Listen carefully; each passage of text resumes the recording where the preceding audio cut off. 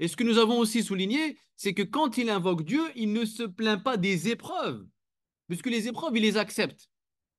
Les épreuves, il les vit comme un don de Dieu, comme un don du ciel. Il les vit comme des cadeaux. Je ne vais pas demander à Allah de me délivrer d'une épreuve parce que c'est comme lui demander de me priver d'un cadeau, d'un don divin. Donc il le vit comme un don du ciel. Je l'accepte l'épreuve. Juste donne-moi la force de la surmonter, de lui donner du sens.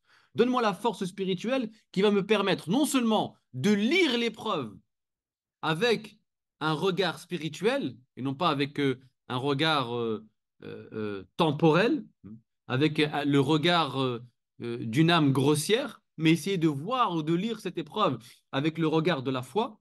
Donc c'est cette force qu'il demande.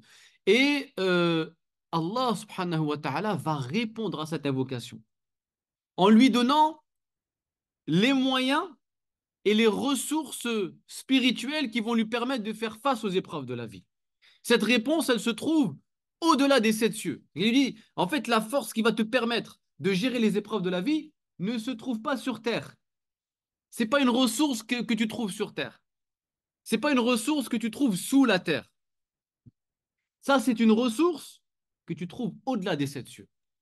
Tout ce qui permet de nourrir, d'alimenter, que ce soit physiquement, psychologiquement, l'être humain, se trouve sur terre.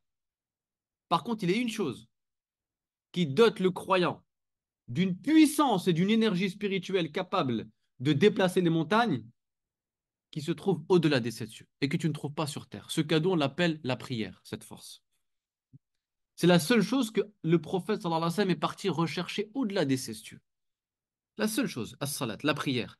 Donc Allah lui dit, tu veux de la force? Tu veux surmonter tes épreuves? Tu veux faire face aux difficultés de la vie? Voilà la ressource qu'il te faut.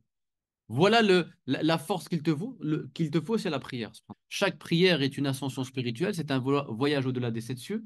Chaque prière nous dote d'une force spirituelle qui nous aide à surmonter d'abord notre propre oubli, parce que l'être humain, sa première épreuve, c'est l'oubli, c'est qu'il oublie Allah Ta'ala, il oublie la vérité, il oublie le sens de sa vie, il oublie la mission pour laquelle dont il a été investi plutôt, cette mission qui est d'être le représentant, le lieutenant de Dieu sur terre. Donc la prière vient lui rappeler et vient rassembler sa conscience éparpillée, parce que la vie éparpille la conscience humaine. Entre deux prières, notre conscience se trouve très facilement dispersée. Entre deux prières, c'est très facile. C'est-à-dire, l'être humain, il est très très fragile. Il est, il a une, il a une sensibilité aiguë vis-à-vis des choses relatives à ce bas monde.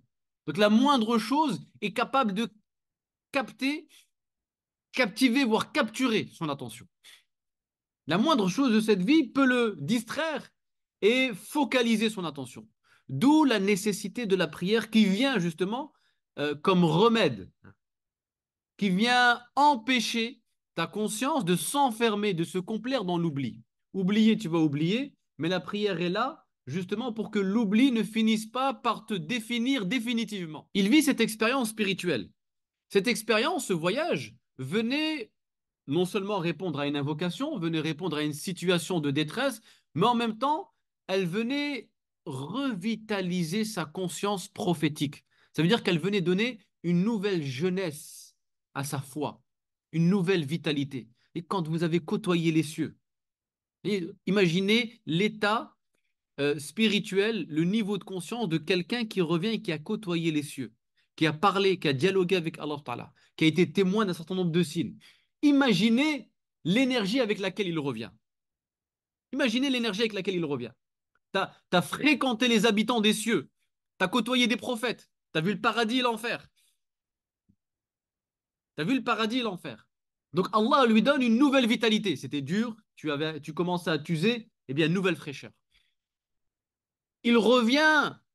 Et pourquoi cette étape de l'ascension elle est importante? Parce qu'elle va ouvrir une nouvelle page dans l'histoire de l'humanité, pas que de l'islam, de l'humanité. Cette page arrive.